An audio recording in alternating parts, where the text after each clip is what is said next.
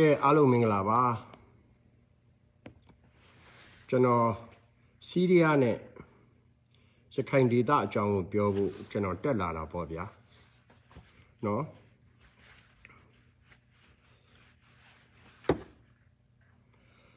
အခု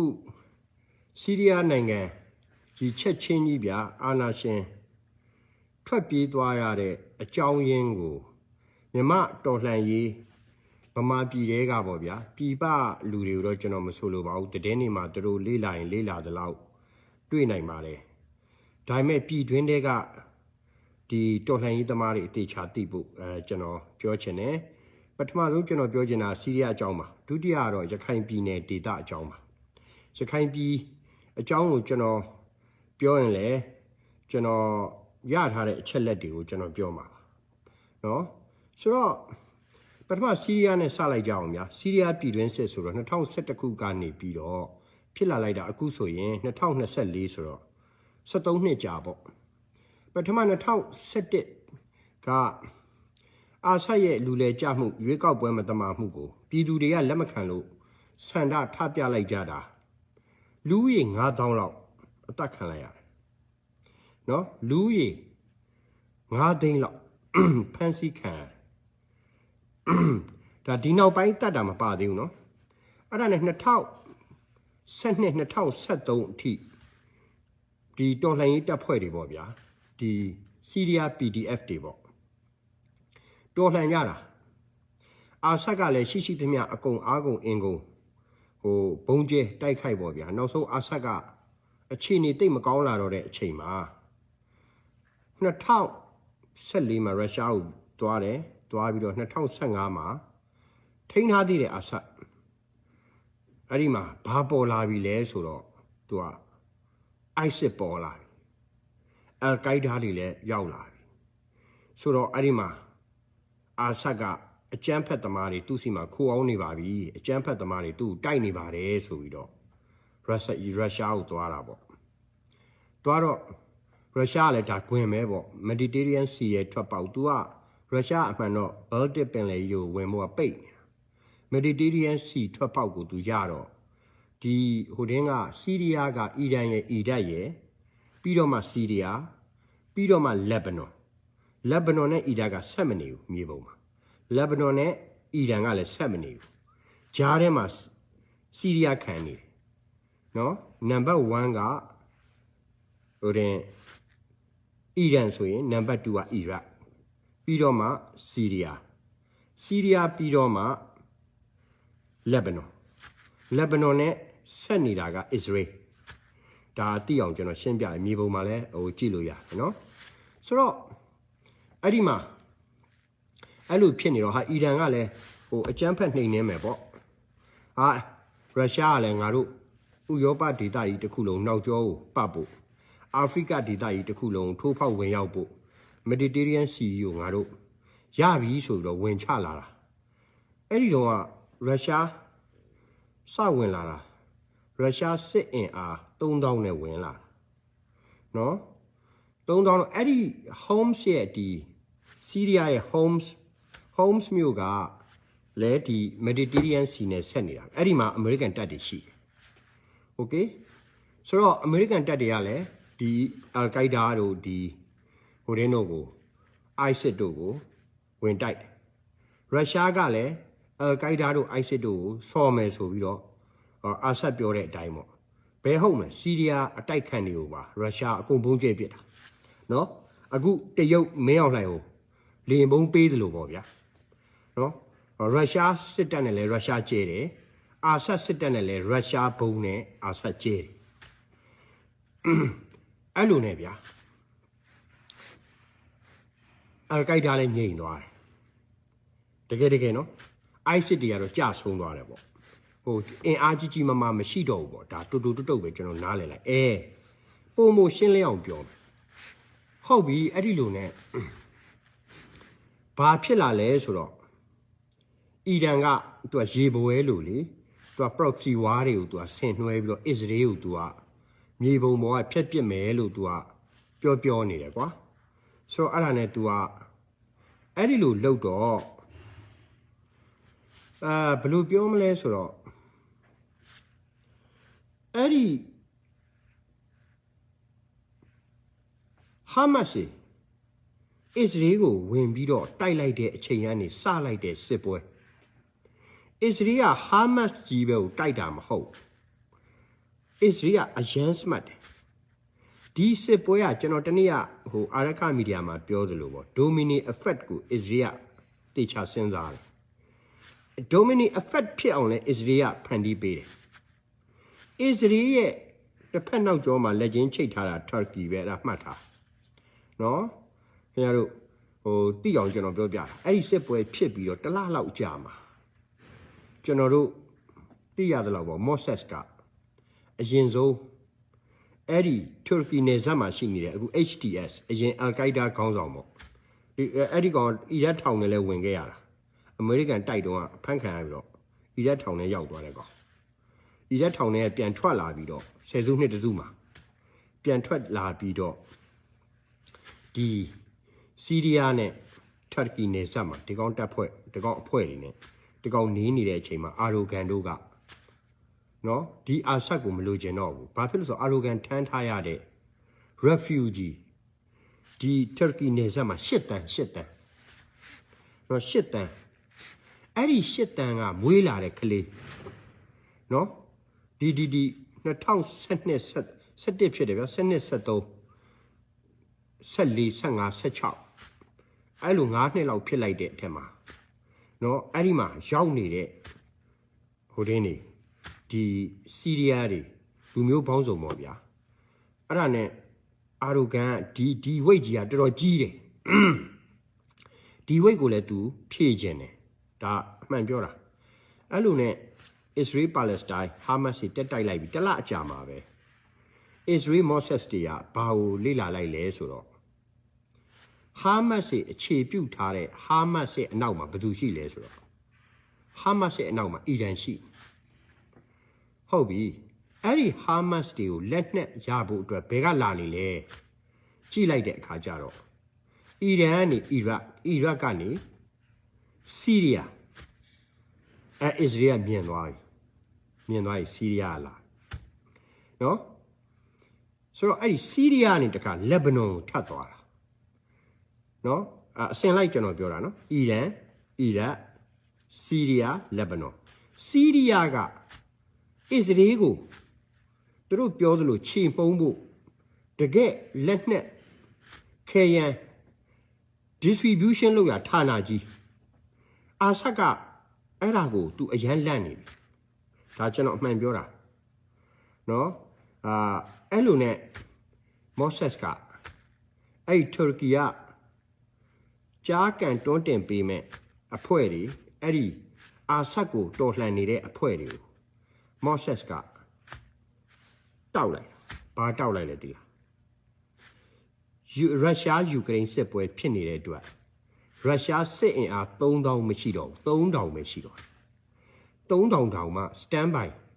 နေနိုင်တဲ့အင်အား400လောက်ပဲရှိတော့တလား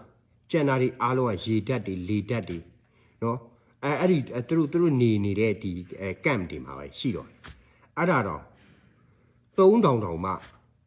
ပုံမှန်မဟုတ်ဘူးအလှည့်ကြနော်ယူကရိန်းကိုတွားရမယ်ဆိုတော့ရုရှားလူလာလဲထွက်ပြေးတဲ့ကောင်ရှိပြီရုရှားစစ်သားတွေနော်ဆီးရီးယားထွက်ပြေးလာတာ300ကျော်ရှိပူတင်တို့ဖုံးထားတာပြောပြမှာပါဟုတ်မြန်မာပြည်ကငပေါ်ပေါ့သူ့အမျိုးသားစာပေစုပေးလိုက်တယ်မင်းအောင်လှိုင်တော့အေးပေါ့လေဘာလို့တခိုးချင်းငလိန်ချင်းပေးကြတာဘာမှအမျိုးသားစာပေစုနဲ့မဆိုင်ဘူးဗျသူကဘာရေးထားဆိုရုရှားဆီးရီးယားကိုဝင်လာလို့တဲ့အမေရိကန်ကြောက်ပြီးထွက်ပြေးသွားပြီတဲ့ထရန့်လက်ထက်ဘုံတောင်ကျဲလိုက်ပြီတမထည့်လိုက်ပြီအိုက်စစ်တွေနော်အမေရိကန်ပါဝါဆီးရီးယားမှာမရှိတော့ဘူးတဲ့လက်ရှိကိုအမေရိကန်စခန်းရှိနေတယ်ဘယ်ကောင်မှလာမတွေ့ရဘူးနော်အဲ့လိုငပေါ်တွေလည်းရှိနေစင်လက်ဆိုတဲ့ကောင်နော်ဒီကောင်လိန်ခဲ့သမျှတစ်ချိန်ကြာရင်အကုန်ပေါ်မယ်ဘာလို့ဆိုနိုင်ငံတကာသတင်းတွေကအသေးစိတ်ရှိတယ်ဒိတ်နဲ့ရှိအဲ့ဒါကိုသူတို့ကအာဆတ်ကြီးကကြောက်တယ်ဘာလို့ तू ကရုရှားအားကိုးထားတယ်လေโอเคအဓိကရုရှားသူအားကိုးထားသူ့စီကထွက်တဲ့ uranium ရေနံ ရွှေပြီးတော့အခြားအများကြီးရှိသေးတယ်တယံဇာတနော်ပြီးတဲ့ခါရုရှားလက်နက်မှောင်ခိုလမ်းကြောင်းအဲ့ဒါတွေအားလုံးအာဆတ်ကပြန်လုပ်တယ်သူ့စီကဥစ္စာတွေပေးတယ်โอเคပြီးတော့သူ့ကိုလည်းလေယာဉ်နေနဲ့အကာအကွယ်ပေးနေတယ်ပေါ့ရုရှားယူသူအားကိုးထားတယ်ဒါပေမဲ့ယူကရိန်းစစ်ပွဲဖြစ်တဲ့အချိန်မှာအဲ့ဒီမှာရုရှားစစ်အင်အား3000ပါ3000ပဲကျန်အဲ့3000လုံးလဲစစ်ဝင်တိုက်လို့မရဘူးတဘောကအဲ့ဒီ3000ကိုအလှည့်ကျလာချင်းတော်မှာထွက်ပြေးတဲ့ကောင်ရှိသေးတယ်ယူကရိန်းသွားရမယ်ဆိုပြီးတော့ဒါအမှန်ပြောပြတာဆိုတော့ဒါကိုမော့ဆက်ကတိခုနဥစ္စာပြတ်သွားမှာဆိုလို့မော့ဆက်ကတောက်လိုက်ရုရှားစစ်အင်အားတွေမရှိတော့ဘူးယူကရိန်းမှာအကုန်လုံးပြန်ထည့်နေရပြီလုံးဝအတိအကျနော်အာဆတ်ကိုတော်လှန်နေတဲ့အဖွဲ့တွေကိုဒီ message ကိုတေချာပေးအဲ့လိုနဲ့ဘာလုပ်လဲဆိုတော့ HTS နဲ့အခြားဒီမဟာမိတ်အဖွဲ့ဗမာပြည်လိုပေါ့ဗျာ10 20ခွန်လိုပေါ့သူတို့ကြတော့အဲ့လောက်စနစ်မကြဘူးဗျာဟိုကတော့အသေးချပြင်ဆင်တယ်အဲ့ဒါနဲ့သူတို့ဘာလုပ်လဲဆိုတော့တစ်ဖက်လှည့်နဲ့အီရတ်ကစီးရီးယားကိုလာတဲ့လက်နက်ကိုသူတို့ကဟစ်ဘူလာနဲ့ပေါင်းပြီးတော့အစ္စရေးကိုတိုက်မယ်ဆိုပြီးတော့နော်တူရကီရဲ့ဒီအထောက်ပံ့နဲ့ပြန်ဝယ်တယ်အခုလေရင်ပြပခုံးတန်းလက်40ကျော်ရှိအဲ့ဒီကောင်ရုရှားလေရင်မပြန်ရဲတော့ဘူးကုန်သွားလိမ့်မယ်โอเคဆိုတော့အဲ့ဒါနဲ့အဲ့ဒီခုနဥစ္စာလေးကိုပြန်သွားမယ် Israel Palestine Hamas ကိုနော်အမှုတ်ချေနင်းတဲ့အချိန်မှာအဲ့ဒီခုနကျွန်တော်ပြောတဲ့ HTS နဲ့မဟာမိတ်တဘုံအဖွဲ့ပေါ့ဗျာမနိုင်ရင်တဘုံနိုင်ရင်အစိုးရလို့ကျွန်တော်ပြောခဲ့တယ်လေအားလုံးမေ့နေကြလားမသိတီယိုရီကနှစ်ခုပဲရှိတယ်မနိုင်သေးတဲ့အချိန်မှာတဘုံနိုင်သွားအစိုးရနော်အခုဆိုရင် HTS ရဲ့အလံကိုရုရှားမှာရှိတဲ့စီးရီးယားတန်ယုံမှာလွှင့်လိုက်ပြီဒီမနေ့ပဲနော်မေးကြည့်ပါဦးနေစဉ်လောက်ဟုတ်လားဟိုကိုခဲပေါ်ဥစ္စာတွေလိုက်ရေးပြီးအမျိုးသားစာပွေစုတယ်ယူသလိုလိုကြောင်သလိုဗမာပြည်တစ်ခုပဲရမယ်ဒီမှာဆိုပါးရိုက်ခံဟုတ်လားနော်မဟုတ်ကတွေနဲ့ရုရှားကိုတတိုင်းပြည်လုံးအားကိုးဖို့ဂျင်းထဲ့တာကိုအမျိုးသားစာပေစုတဲ့ရလိမ့်မယ်မင်းတို့အဖေလက်ထက်မှာငါနဲ့တွေ့ရင်စောက်ခွက်ကြီးကံပါမင်းနော်လူတို့ဂျင်းထဲ့ခဲ့လို့ဆိုဟုတ်လားဆိုတော့ပြောပြအောင်အဲ့ဒါနဲ့ရုရှားကလည်းဟိုရင်းဖြစ်နေတဲ့အချိန်မှာဘာဖြစ်လာလဲဆိုတော့တခါစစ်ကအလေလောက်ရောက်လာတော့အီရန်ကသူ့လူချင်းတဲ့ဥစ္စာကိုသူသွားခြင်းနဲ့တာဂက်ကိုမရတော့ဟစ်ဇ်ဘူလာနဲ့တောင်းချမ်းခိုင်းတယ်တခါအစ္စရေးကဟစ်ဇ်ဘူလာကိုထားချဟစ်ဇ်ဘူလာတွေလည်းအဲ့ဒီမှာအကြီးအကျယ်အရင်စီးရီးယားမှာထားရတဲ့ဟစ်ဇ်ဘူလာအင်အား9000ကိုပြန်ခေါ်လိုက်ရတယ်အဲ့ရောက်မှမကြံဘူးအကုန်ပြန်သွားတယ်ဆိုတော့စီးရီးယားကြီးကမရှိတော့ဟုတ်ပြီနော်ပြီးတဲ့အခါကျတော့ဟစ်ဇ်ဘူလာတွေမဟုတ်အီရန်မှာဖင်ရလို့ဆိုပြီးတခါအစ္စရေးကဘုံထိုက်ကျဲတော့ဟာအီရန်လည်းငါးနိုင်ငံဝင်လာနိုင်တယ်ဆိုပြီးတော့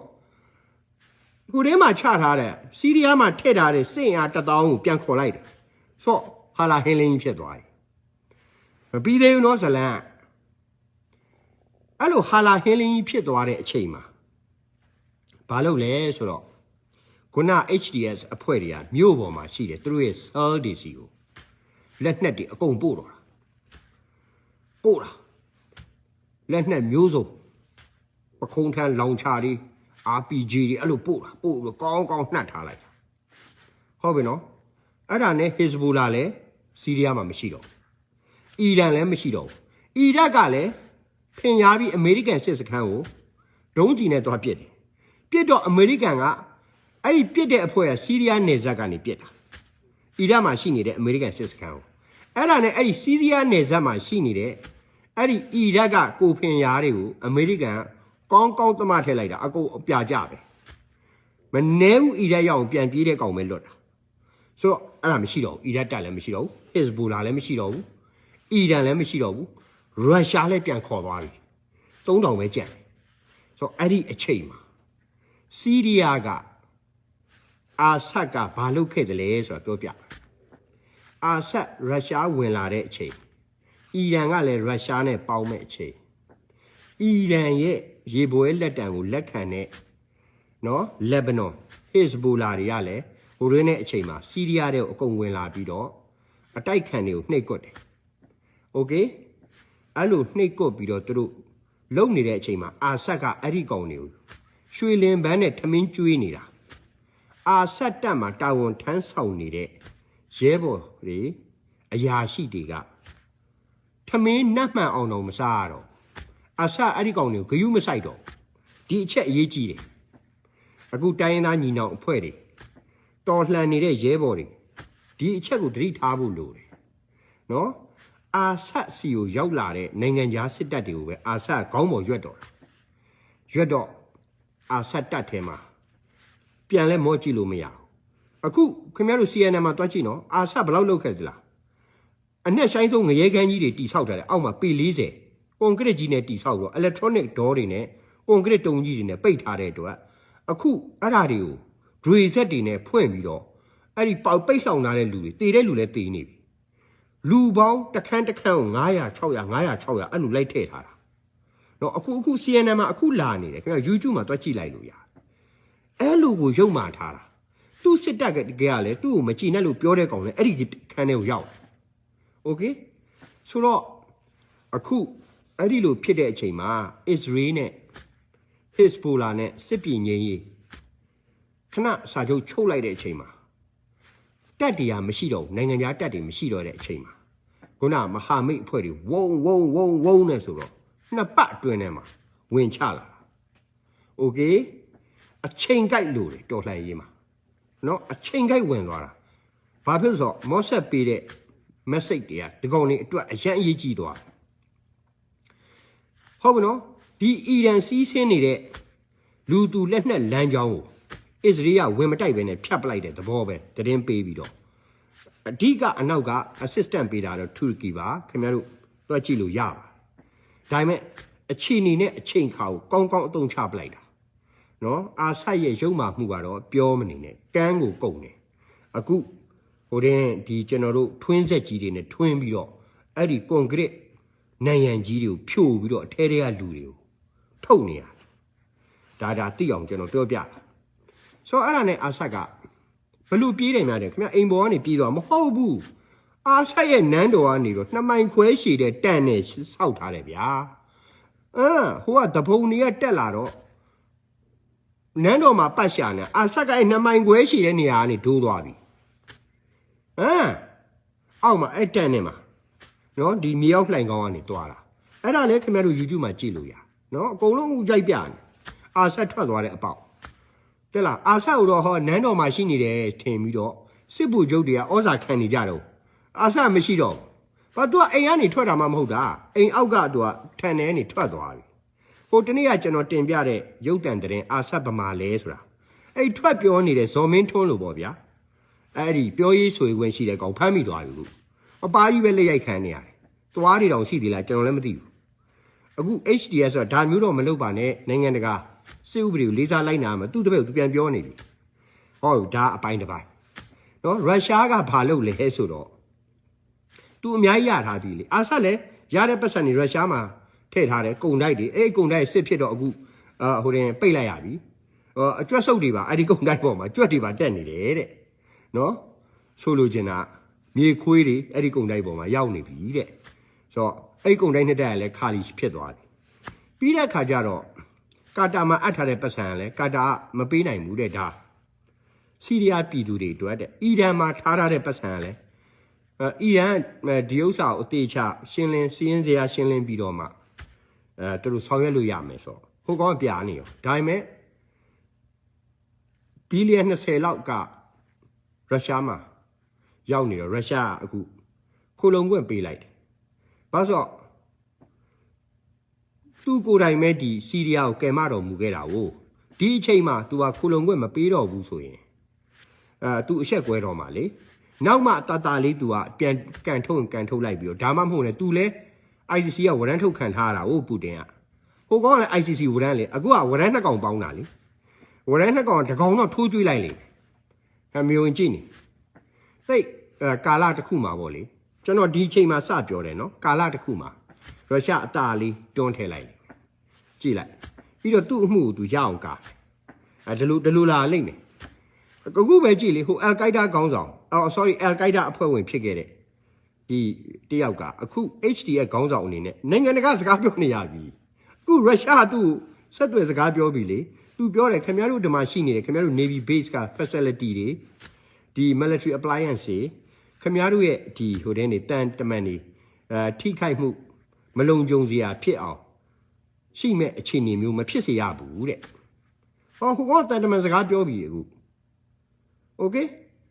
သူ့အကျန်းဖက်ဆိုပြီးတော့ထုတ်တာတူရကီကိုယ်တိုင်ထုတ်ပြီးတူရကီကိုယ်တိုင်အနောက်ကပတ်စံပေးတာဟုတ်ပလားခင်ဗျားတို့အဲ့ဒါလည်းသတိထားအောင်ဆိုတော့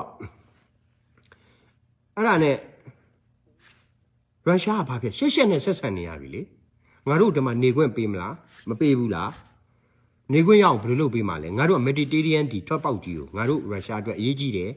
အာဆတ်တုံးကတော့ငါတို့အဲ့ဒီကောင်နဲ့ပေါင်းပြီးတတိလုံးကိုငါတို့ကဝိုင်းတက်ပေးခဲ့တယ်ကဲမင်းနဲ့ကြတော့ဘာလုပ်မလဲပေါ့ဟိုကောင်ပြောပြီးလေဒါနောက်ပိုင်းဘာဖြစ်လာမှမသိဘူးနော်လေပြားလို့ဆက်ဖြစ်နေမလားသူတလူငါတမင်းနဲ့ဒါမှမဟုတ်လဲဒီကောင်ကစမတ်ကြဆောင်ရွက်နိုင်လို့နော်အခုသူပြောနေတာတော့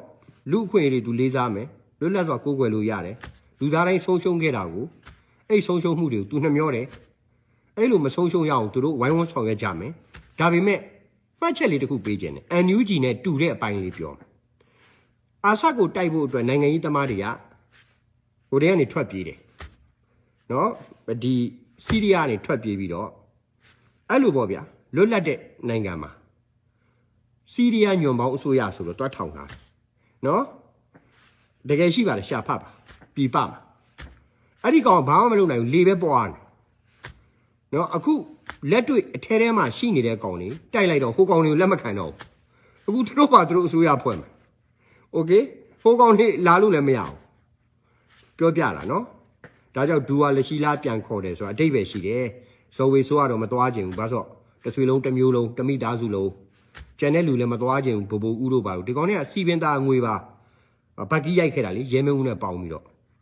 နော်ပါတယ်လူအားလုံးပေါင်း NUG နဲ့ပတ်သက်တဲ့လူ14ယောက်မြန်မာနိုင်ငံရဲ့စီပင်သားယာငွေကိုရဲမင်းဦးနဲ့ပေါင်းပြီးတော့အတိုးမဲ့ချီးခဲ့တာသိန်းပေါင်း6000ကျော်မှတ်ထားအောင်လားဒီနေ့ရှင်းရမယ်ကျွန်တော်မရှင်းရှိနော်ဒါကျွန်တော်အမှန်ပြောတာဒါပြည်သူပတ်စံနေစီပင်သားတို့လက်ဘင်းပဲညှစ်ခေါင်းပဲညှစ်နော်ငွေစင်းရမယ်နော်ဟိုကုံစုံဆိုင်ရောင်းတဲ့ကောင်မပါပါတယ်ရဲမင်းဦးနဲ့ပေါင်းပြီးလုပ်ခဲ့တာတက်ကမွန်းညိုတို့ပါမပါတော့မသိဘူးကျွန်တော်မှတော့နာမည်မတွေ့ဘူးဒါအမှန်ပြောတာအဲ့ဒီအချိန်ကတောင်းကျမ်းနေကြတာဝီလက်ရဲမင်းဦးနဲ့ဟုတ်ပြီလားတိုင်းပြည်ကိုလှုပ်ချင်အောင်လှုပ်ခဲ့ကြတာနော်အကယ်လို့သာဗမာပြည်မှာအခုတော်လှန်နေတယ်ကျွန်တော်ပြောတယ်ညီနောင်3ဘွဲ့နဲ့10ဘွဲ့15ဘွဲ့အကုန်လုံးပေါင်းပြီးတော်လှန်ခဏလေးတပြိုင်တည်းတော်လှန်ဘာလို့ဗမာတော်လှန်ရေးရလေဘာလဲရေတက်ငစင်ရိုင်းပေါ့တက်လာတဲ့အချိန်မှာနှုတ်တီးမွှေးလေးတွေအပေါ်ထောင်းလာရေလဲဆင်းအောင်သူပြန်လျှော့ကြသွားဘာလို့တစ်ဖက်ကိုပြင်ဆင်ချိန်အမြဲပေးတယ်တစ်ဖက်ကပြင်ဆင်ချိန်ရပြီးတော့တော်လှန်ရေးတွေကြာသွားတာ10-29ဒီတိုင်းပဲနော်ပြင်ဆင်ချိန်ရသွားပြီဟုတ်လားအခုညီနောင်3ဘွဲ့မှာဆိုရင်ဒီကိုကန့်နဲ့တအန်းပလောင်ကဆွေးနွေးမယ်ဒီပါလေဖြစ်လာပြီရှေ့ဆက်မတိုးတော့ဘူးပေါ့တနည်းအားဖြင့်တရုတ်ကလည်းအဟန့်တားလုပ်တာပေါ့တရုတ်ကအခုဟိုအာဆတ်ကရုရှားကို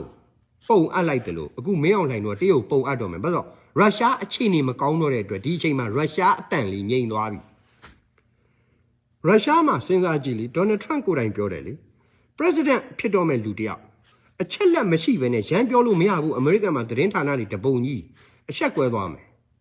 โอเคယူကရိန်းရုရှားစစ်ပွဲမှာရုရှားဘက်ကတေတာနဲ့ထိခိုက်ဒဏ်ရာကျိုးပြတ်ကန်းတာ6သိန်းရှိတယ်စင်ဟာဒီကောင်ထပ်ထဲဖို့ကဒါကြောင့်မြောက်ကိုရီးယားတို့ဘာလို့တွားခေါ်တာအခုမွန်ဂိုလီးယားတို့စီပါတောင်းနေတယ်โอเคဒါအမှန်ပြောပြတာဆိုတော့ဒီကောင်ဝိဖြစ်နေတော့မင်းအောင်လှိုင်တော့တရုတ်ဘက်ကိုပြန်ကတ်တာโอเคတရုတ်ကအခုယူကရိန်း sorry ဒီအခုစီးရီးယားရဲ့အခြေအနေမြင်သွားပြီပဲစဉ်းစားတော့ဗောနော်ဒါကျွန်တော်ပွန့်လဲတရုတ်ကိုပြောရတော့နောက်ပိုင်းမှာကျွန်တော်တရုတ်အကြောင်းတော်တော်ပြောတော့မယ်တရုတ်ကပေါက်ထွက်လာတဲ့သတင်းတွေကိုလည်းကျွန်တော်ပြောပြ ဟုတ်ပြီနော်ပြီးတော့တရုတ်ထောက်လန်းရေးနော်ဒီရှန်ကျင်းတို့အဖွဲ့ပေါ့ပီကင်းကရှန်ကျင်းနော်ဒီတရုတ်နိုင်ငံတောင်ပိုင်းဆိုင်ရာထောက်လန်းရေးညှို့မှုပေါ့ရှန်ကျင်းတို့ကတည်င်းလိန်တွေတရုတ်အစိုးရကိုပေးနေတယ်မြန်မာနိုင်ငံနဲ့ပတ်သက်ပြီးတော့နော်ဒါကူလဲကျွန်တော်တို့တရုတ်အစိုးရသိအောင်ကျွန်တော်တို့လုပ်ဟုတ်ပလားဆိုတော့တရုတ်အစိုးရ policy ကဒီမင်းအောင်လှိုင်ဂျပုပေါ်မှာပဲသွားချင်းကပ်ပြီးတော့ကြံတဲ့ပြည်သူလူထုနဲ့တိုင်းရင်းသားတွေကိုဒီကောင်က pressure ပေးလာဟုတ်ပလားဒီလို pressure ပေးလာတာကိုကျွန်တော်တို့ကမသိလိုက်မသိပါတာနေလို့မရ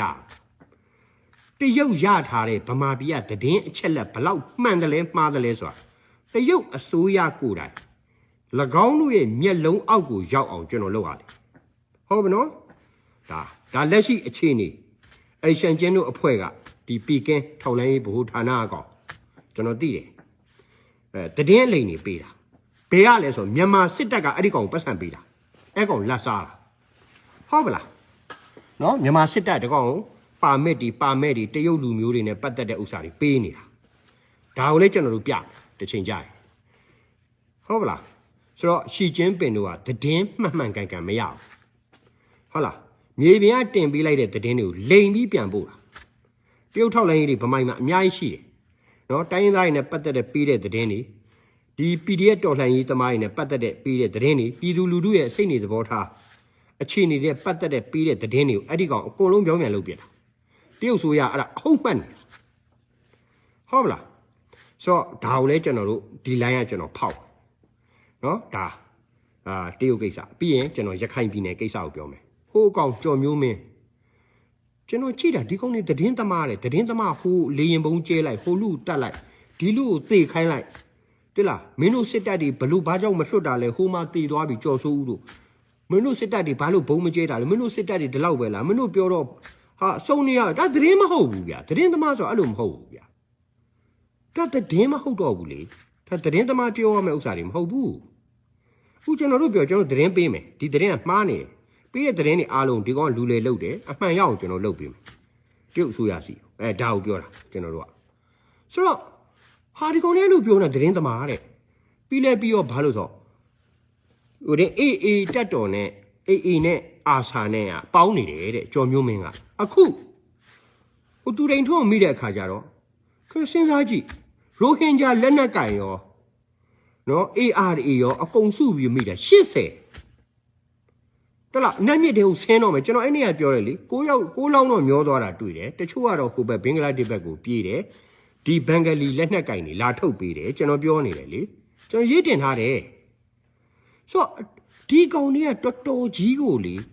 စောက်ရှက်လက်တစမ်းမှမရှိဘူးမဟုတ်တာအကုန်ပြောပြီးဂျင်းထိပ်ပြီးပတ်စံမှာတွင်းခိုင်းနေတယ်ပြည်သူလူထုကဘယ်ဘက်ကိုပဲထောက်ခံတည်င်းအမှန်သိရဖို့တော့လို့တယ်ဒါကျွန်တော်အမှန်ပြောတာနော်တည်င်းအမှန်တော့ပြောပေါ့ဒီအကျန်းဖက်အာစာတွေ ARA တွေဒီဘင်္ဂလီလက်နက်ကင်တွေနဲ့နော်ပေါင်းတာမြန်မာစစ်တပ်ဟုတ်လားခင်ဗျားတို့တေချောင်ပြောလိုက်မယ်ရခိုင်ကိုခင်ဗျားတို့သွားမလုံနဲ့ဘယ်ကလားနဲ့မှမပါဘူးအဲ့ဒါခင်ဗျားတို့ယုံတော့ခတ်ဆိုင်ဆိုင်ပြောလိုက်တာဒီကောင်တွေဂျင်းထဲ့တာစောက်ယူတွေသဘောပေါက်လားကျွန်တော်ကြည့်ကိုမွေးကိုသားလို့ရှိတဲ့ကောင်နော်ဆိုတော့အဲ့ဒီစကားစားရတာလေးတွေပေါ့ဗျာဟိုအီးနန့်ရှူလို့ရတဲ့ဘူးလေးလောက်တလားအဲ့လောက်အခွင့်ရေးလေးကိုဒီကောင်တွေကတခါတည်းမဟာကဘာကြီးထင်နေတယ်ဗျာပြဿနာတကယ်အခြေအနေမှန်အဲ့ဒါမဟုတ်တလားဘာဖြစ်လို့လဲဆိုတော့ဟိုမှာသူတို့အကုန်လှောင်ပိတ်နေတယ်လေခင်ဗျဗီဒီယိုဖိုင်ကျွန်တော်တို့ရတဲ့ဖိုင်မဟုတ်ဘူးနော်စစ်တပ်ကရတဲ့ဖိုင်လည်းမဟုတ်ဘူးဒါခင်ဗျားတို့ကျွန်တော်အမှန်တိုင်းပြောတာဘယ်ဟာဖိုင်အခုမှဒီဥစ္စာကိုအဲ့ဒီကအဖမ်းခံရတဲ့စစ်တုပ်ပန်းရဲ့တယ်လီဖုန်းတွေကရလို့ထွက်လာတဲ့ဖိုင်ရိုက်ထားတာတော်တော်ကြာပြီโอเคအဲ့ဒီတည်းကအပိတ်ခံထားလို့ဖြစ်နေတဲ့ဖိုင်ကျွန်တော်မှန်မှန်ကန်ပြောတာအဲ့သူတို့တွေကလူကအဲ့ဒါကိုရိုက်ထားလို့ line ပေါ်ရောက်လာမှာကျွန်တော်က share ပေးလိုက်တာကျွန်တော်ဖိုင်လို့လေကျွန်တော်မပြောဘူးတွားကြည့်အောင်နော်ဒီလိုတော့ဖြစ်နေပါတယ်မောင်တော်မကြခင်တည်းကနာခခငါမကြခင်တည်းကဒီလိုဖြစ်နေပါတယ်ကျွန်တော်ပြောတယ်နော် ကျွန်တော်ဖိုင်လည်းမဟုတ်မိတော့မှအဲ့ဒီကောင်တွေကိုမိတော့မှအဲ့ဒီကောင်တွေတယ်လီဖုန်းကထွက်လာတာအခုလိုင်းပေါ်ရောက်လာโอเคဆိုတော့နောက်တစ်ခါရခိုင်နဲ့ပတ်သက်လို့ပြောလိုက်အောင်မင်းအောင်လိုင်းမင်းတော်မိုက်မဲပြီးတော့ညံတော်တုံးတဲ့ကောင်မဲကွာဟုတ်လားငါအဲ့လိုပြောလိုက်မယ်မင်းကိုငါပြောပြီးပြီနော်ငါမင်းကိုဆဲပြီးငါဆဲတဲ့ကောင်ဘွားပြက်တယ်ပြုတ်တယ်ဘာလို့ငါဘသူစီမှမလိမ်ဘူးမခိုးဘူးကွာနော်ရေတစ်ခွက်တောင်သူများစီကငါမတောက်ဘူးကွာငါတို့ကဒလူတီလာနဲ့နေတာနော်လိန်ယူခိုးစားမရှိဘူးကွာငါတို့ဘွားဟုတ်လားဖိနှိပ်တာလည်းမရှိဘူးကွာဆိုတော့ဒီတစ္ဆာတရားကြောင့်ငါပြောဟာမင်းအတော်ပူလောင်လိမ့်မင်းအောင်လိုက်ဟုတ်ပါလားဘာလို့မင်းတို့စစ်တပ်အားလုံးဟာမင်းတို့ကိုမင်းတို့ဗဒီတရက်လို့ပခုံးပေါ်အပွင့်ရောက်လိုက်တာနဲ့မင်းတို့ကမြေပိုင်ရှင်ကြီးတွေဟိုတယ်ပိုင်ရှင်ကြီးတွေလုပ်ငန်းပိုင်ရှင်ကြီးတွေဖြစ်တော့မယ်ဆိုတဲ့အိမ်မက်တွေမက်ပြီးတော့အကောင့်တွေပေါ်ကြတာလူတို့ကမွဲသွားတာမင်းတို့အားလုံးအဲ့လိုချနောက်ဆုံးခြေပြက်လက်ပြက်ဌာနရောက်ရင်တော့မှဘာဆောက်တလုံးမှမတတ်ပဲနဲ့မင်းတို့လီးဆက်ထုတ်လုပ်နေကြတာခက်ရိုင်းပြောရတယ်ဗမာပြည်အစိုးရဌာနတွေမင်းတို့စစ်ဘူစစ်သားဟောင်းတွေရောက်လာပြီးအကုန်လုံးပြက်စီးကုန်တာနော်ဟုတ်မလားမင်းတို့ institution ရလေရှိသမျှအကုန်လုံးဖျက်ဆီးတဲ့ institution အဲဒါကြောင့်အဖျက်ဆီး institution လို့ပြောရနော် destroyer တွေမင်းတို့ကဟုတ်လားဒါပြောဦးမယ်မင်းတို့ဘာဖြစ်လို့လဲဆိုတော့မင်းမြမရာဇဝင်ကိုမင်းလည်းကြောင်းတက်လာမင်းအောင်လိုက်နော်မင်းမိန်းမလည်းကြောင်းတက်လာမင်းတို့နှစ်ယောက်လုံးကြောင်းတက်လာတယ်တမိုင်းစာအုပ်လေးလောက်တော့အသေးချာဖတ်ခွေးမသားတွေသူများဂျင်းထဲတဲ့စာအုပ်တွေနေစဉ်လက်တို့ထဲတဲ့ဂျင်းစာအုပ်တွေကိုမဖတ်နဲ့နော်မင်းတို့ဖင်အဲ့ဒီမှာအညှောက်ဝင်လိမ့်မယ်ငါအကောင်းပြောနေတာနိုင်ငံရေးစစ်ရေးဆိုတာလှန်ပြားပစင်းနာကွာခြေချော်တာနဲ့ဘိုက်ပေါက်တယ်မင်းတို့မှတ်ထားဝတာနော်မင်းစဉ်းစားကြည့်မြန်မာနိုင်ငံထူထောင်ရေးတမိုင်းမှာမင်းတို့ကဘရင်အောင်အနောရထားစောက်ပေါ်တွေလောက်ပဲမင်းတို့ကလူတတ်သမားတွေလောက်ပဲမင်းတို့ခေါင်းထဲမှာရှိတာလူတက်ရင်သူ့ရဲ့ကောင်းလို့ထင်နေတာကွာမင်းတို့ကအခုအာဆတ်မင်းထက်တောင်တတ်သေးတယ်အခုအာဆတ်နဲ့လေပဲဖြစ်အောင်မင်းတတ်နေတယ်ဘုံကျဲပြီးတော့ဟုတ်တယ်နော်မင်းလာလိုက်မယ်ငါစီမှာငါဟိုတနေ့ကလိုက်ရှိုးပြောပြီးတဲ့ဟိုထပ်ဝင်လာတဲ့တဲ့ရင်ဘုံ46ကြိမ်ကျဲထားတဲ့နေရာကြီးထိထားတဲ့ဥစ္စာတွေအရက်သားတွေနော် IMN ကအဲ့ဒါကိုနေတိုင်းယူနေဟုတ်ပလားမင်းအောင်ပါမြန်မာနိုင်ငံကြီးဟာရခိုင်မွန်မြန်မာဆိုတဲ့ကြောရိုးကြီးနဲ့ဖြစ်လာတာနော်တောင်တန်းဒေသကတောင်တန်းဒေသမှာနေထိုင်တဲ့တိုင်းရင်းသားတွေသူ့စုစည်းသူ့ယဉ်ကျေးမှုသူ့နယ်ပယ်တွေနဲ့ရှိနေကြတာဒါတွေကိုလွတ်လပ်ရေးတစ်ခက်မှာအတူတူစုပေါင်းတော်လှန်လိုက်ပြီးတော့မှလွတ်လပ်ရေးရလာတဲ့အချိန်မှာမင်းတို့စစ်တပ်ကဗရေတရစ်ယောဂါတွေရတာဟုတ်ပလားနော်စောက်ပေါ်လို့စောက်ယူလာမပြောနဲ့ပြည်ပအာကိုပစိန်ယိုးတို့ကိုလိုနီလက်တဲ့အလုံးမရှိလို့ကိုလိုနီအစ်စ်တွေရောအဟောင်းတွေရောခေါ်သွင်းတာမလို့စစ်တပ်အောင်ဆန်းဂျပန်ကိုသွားခေါ်တယ်โอเคမြင်ခွေးမြင်းကုန်တိုင်းမင်းသားတွေပြင်သစ်နဲ့အင်္ဂလိပ်ကိုသွားခေါ်တယ်โอเคပြီးတော့မင်းတို့အိန္ဒိယမှာသွားတက်တဲ့60အုပ်ဟုတ်တာလေထီအိုးမောင်တို့အပါဝင်တခါအင်္ဂလိပ်ကိုပြန်ခေါ်လာတာမင်းတို့ပဲစောက်လို့ချုပ်ခဲ့တာဟုတ်ပလားတိုင်းပြည်ကိုအခုမင်းတရုတ်ကိုထပ်ခေါ်တယ်ခွေးမသားငါမင်းကိုပြောပြီမင်းဒုက္ခရောက်လိမ့်ဟုတ်ပြီနော်ဒီအချိန်မှာမင်းရက်တန်းကရက်လို့ရရက်တဲ့ပြီအာဆက်ကမင်းအတွက်အကောင်းဆုံးလက်ဆင်ပဲမင်းဝရမ်းထွက်လာတော့မယ်အခုကို ICC ကတင်သွင်းတဲ့တက်တေကန် document တွေကိုဒီနေ့စတင်နော်လူတွေစစ်ဆေးတာကို file တွေကိုစတင်စစ်ဆေးနေပါပြီလို့မင်းကငါပြောလိုက်โอเคငါတော့ထပ်ပေါင်းပေးမယ်မင်းမတရားလုပ်ထားတဲ့ file မင်းဘုံကျဲတပ်ဖြတ်ထားတဲ့ file ပြည်သူလူထုတွေကိုငါတို့ထပ်တင်ပေးမယ်ဟုတ်ပြီလားစေတနာကိုစေတနာလို့နားလည်ရတယ်မင်းတို့ကဖားတဲ့ကောင်မင်းတို့ဖင်ချနေတယ်လို့မင်းတို့မှတ်ထားမင်းတို့ဒုက္ခရောက်ဒီအချိန်မှာမင်းရက်တန်းရက်တဲ့ရှိနေတဲ့စစ်ပွဲကိုမင်းရက်လိုက်ပြီးတော့ရှင်းရှင်းပြောဒီတိုင်းပြည်ကိုအကောင်းဆုံးစေတနာနဲ့ဟုတ်ပြီနော်လာခဲ့ပါကျွန်တော်တို့လက်နှက်ကင်လဲရတယ်နော်အကောင်းဆုံးနိုင်ငံရေးစနစ်တစ်ခုနိုင်ငံရေးနီးရရောကာကွယ်ရေးနီးလန်းအရာရောအကုန်လုံးနဲ့ဒန်းတူရီတူပေါင်းမယ်လို့မင်းပြောလေမင်းစောက်ပါဇက်ကဖက်ဒရယ်မင်းမထွက်ရဲဘူး မင်းတို့စစ်တပ်တွေစားပေါက်ပိတ်မှာကြောက်တယ်ရခိုင်မှာမင်းတို့ကြားဖြန့်အတွက်ဝယ်ထားတဲ့ခင်ညွတ်ထောက်လန်းကြီး3ယောက်နဲ့ဝယ်ထားတဲ့မြေဧက9000ခွဲကိုတရုတ်တောင်းပြီလေဟုတ်တယ်နော်ငါအကုန်သိတယ်ဟဲ့ကောင်မင်းတို့ဝယ်ထားတဲ့မြေပုံတွေအစငါမှရှိတယ်အေးပြီးတာနဲ့ငါအပ်ပေးမယ်အဲ့မြေပုံတရုတ်တောင်းတယ်လေတရုတ်ကဒါကြားဖြန့်ပိုင်ငါတို့အပိုင်ပဲဆိုတော့အဲ့လိုလုပ်တာလေအဲ့ဒါမင်းတို့လက်ခံတယ်လေအဲ့ဒါမင်းတို့ကိုလိုနီကိုသွားပေးတာဗောကွာတိုင်းပြည်ကိုခွေးမာသားတွေရဲ့ဟမ်ရေတကွန်တောင်စီမံကိန်းအမေရိကန်ဒေါ်လာတန်း900ကြားဖြန့်လုပ်ထားတယ်အခုတရုတ်ကတောင်းပြီလေဟုတ်တယ်နော်အများကြီးပဲနော်တရုတ်ကကြားဖြန့်နဲ့ပတ်သက်တာကြီးတရုတ်အပိုင်တရုတ်လုပ်ပြီလေမင်းအောင်လှိုင်အခုမင်းခေါ်သွင်းမဲ့တရုတ်စစ်အင်အားလုံခြုံရေးကုမ္ပဏီတွေတစ်နှစ်ကိုအမေရိကန်ဒေါ်လာ24တန်းမင်းပေးရမှာလေဘယ်ကပေးမှာလဲမင်းပြောတော့ရခိုင်ကရတဲ့ gas ဟိုကရတဲ့ gas တရုတ်ကပြန်ရမယ့်ဥစ္စာကိုတရုတ်နှုတ်ယူလိုက်ပေးစရာမလိုမင်းလိုအုံနှောက်သုံးမရโอเคတရုတ်ကသူ့ပတ်စံအကုန်ကြခံပြီးလာမှာမဟုတ်ဘူးလေအေးမင်းတွေ့မင်းမစစ်သားတွေမိသားစုလိုက်ဘွားပြက်နေမင်းစဉ်းစားကြည့်မင်းလိုနေရဆိုငါကိုငါတတ်သိလိုက်โอเคဟုတ်ပြီလားမင်းတို့စစ်တပ်ကကောက်နေလေအရာရှိတွေဆိုပြီးတော့မင်းတို့ပြောတယ်အမှန်တော့အရာရှိတာမဟုတ်အယုတ်တမာတွေပဲရှိတာမင်းတို့စစ်တပ်မှာအရာရှိဆိုတာမရှိဘူးမင်းတို့စစ်တပ်မှာအယုတ်တမာပဲရှိအဲ့ဒါမှတ်ထားငါကိုရှယ်မင်းအာဆက်ကိုမင်းသင်ခန်းစာယူကြွေတလှဲ့ကြက်တကုံလှန်တပြားပစင်းနာဟုတ်ပြီနော်ချက်ချင်းပုံစံပြောင်းသွားနိုင်တယ်အခုတရုတ်နဲ့ပါမင်းကခေါ်ပြီးဝင်ရှုံမယ်ဆိုရင်ပို့ရှုံမယ်ငါတို့လည်းရှုံမယ်မင်းကိုဟုတ်ပြီလားကဲညီကောင်မောင်နှမတို့ကြီးတချို့စေတနာတတော်နဲ့ကျွန်တော်ပြောခဲ့တဲ့အထဲထဲမှာရိုင်းဆိုင်တာပိုင်းခွင့်လို့ပါကျွန်တော်